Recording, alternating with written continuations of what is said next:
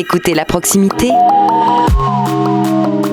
Vallon de Haute-Bretagne, Radio Laser 95.9 FM. Et m'a rejoint dans le studio Simon Leclerc. Comment ça va ? Bonjour. Ça va bien Sébastien, et toi ? Très très bien. Et donc Salomé est également avec nous. Bonjour. Bonjour. Et donc Salomé et Simon, vous allez nous parler de mode. Bah oui Sébastien, parce que l'été c'est terminé, l'automne est déjà presque très bien installé, on peut le dire. Et vous savez Sébastien, ce qui rime avec automne, c'est les bottes. Alors pourquoi pas opter pour de nouvelles bottes, et pourquoi pas, qui sait, des Doc Martens. Alors vous allez voir, on n'est pas là pour faire de la pub, mais on sait que ces bottes, elles sont résistantes. Vous pourrez probablement les garder plusieurs automnes et plusieurs hivers. Et en parlant de ça, Salomé, Doc Martens, c'est qui, c'est quoi ? Alors Doc Martens, avant d'être une marque de chaussures, c'est tout d'abord un docteur. Docteur Klaus Martens. Klaus Martens était un docteur durant la Seconde Guerre mondiale. Il est né le 8 décembre 1915 à Braunschweig, en Allemagne, et il est mort le 3 février 1988 à Siobshaus. Pourquoi les chaussures, elles ont été créées à la base ? À quoi il voulait répondre, ce docteur ? En fait, c'est suite à une blessure faite au ski en 1946 que Klaus Martens met au point une chaussure pour l'aider dans ses déplacements quotidiens, avec l'aide de son ami, l'ingénieur Herbert Funk. La semelle est cousue selon un montage de pneus avec une semelle antidérapante translucide selon un système d'un coussin d'air. Et voilà comment est née la première chaussure Doc Martens. Je tiens à rappeler que de base, ces chaussures ont été inventées à des fins orthopédiques. Avec cette info en tête, on peut se demander comment les Doc Martens qu'on connaît maintenant, elles ont envahi les rayons. Le brevet a été déposé une fois que Klaus Martens s'est associé à Herbert Funk, son ami aussi ingénieur, ainsi qu'après certaines améliorations qu'il a apportées à cette chaussure, principalement par rapport au confort qu'elle apporte. Son invention connaît malgré lui un franc succès. D'abord faite à la main, la chaussure évolue, car quelques années plus tard, en 1955, ouvre une usine à Munich. Et qui a repris la marque après la mort de Klaus ? C'est donc Bill Grills. Un beau jour, en 1959, Bill trouve par hasard une pub du magazine Show on Letterness, dans laquelle il découvre une semelle dotée d'un coussin d'air développé par deux docteurs allemands. Il remarque dedans un potentiel qu'il faut exploiter et il décide alors de les rencontrer. Ils finirent par devenir amis et c'est ainsi qu'apparaissent les premières Doc Martens sur le marché donc. Et alors à l'époque, à quel usage elles étaient destinées ces chaussures ? Dans le passé, on donnait un usage à ces chaussures totalement différent de celui qu'on lui accorde maintenant. Tout d'abord, le premier modèle de Doc Martens 1460 était réservé aux ouvriers, aux artisans et aux employés du métro. Arrive le modèle 1461, cette fois-ci fait pour les postiers et les policiers.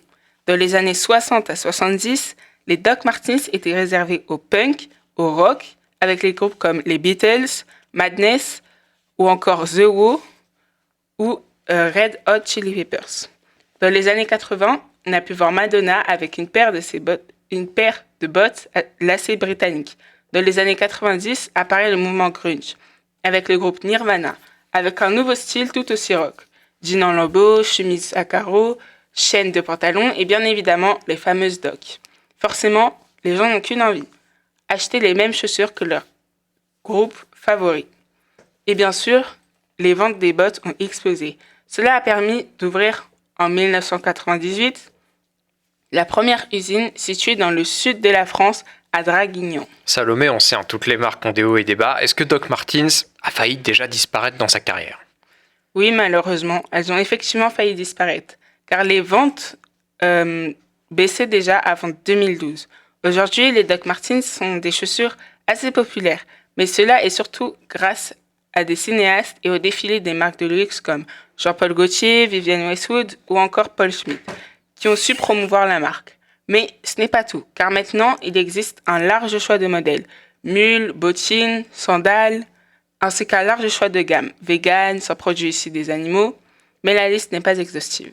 C'est toujours intéressant de savoir qui lance un peu les tendances. Alors, qui est la première personne publique qui a porté des paires de Doc Martens, Salomé ? La première paire 1460, sortie le 1er avril 1960 dans l'usine de Cobbs Lane, et c'est Tony Benn, un homme politique britannique et membre du Parti travailliste, qui fut la première personne publique à les porter. Il était engagé dans la défense des droits consacrés aux travailleurs et il avait même participé à plusieurs manifestations concernant ces droits qu'on lui accordait. Selon la rumeur, il aurait pu porter le modèle 1461 durant les manifestations. Et une autre question qui se pose avec Doc Martens, c'est pourquoi on dit aujourd'hui que c'est une marque anglaise, alors que si je vous écoute depuis tout à l'heure, Salomé, ça a plutôt l'air d'être une marque allemande. Bonne question.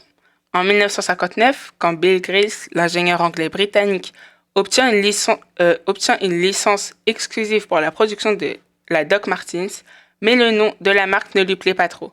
Alors, il choisit d'angliciser le nom, passant de Doc Martens avec un E, Doc Martens avec un E, à Doc Martens sans E. Et bien sûr, la prononciation est différente. Il ajoute quelques nouvelles modifications du concept Airwear, qui en français veut dire littéralement léger comme l'air. Tout cela avant la vente des chaussures.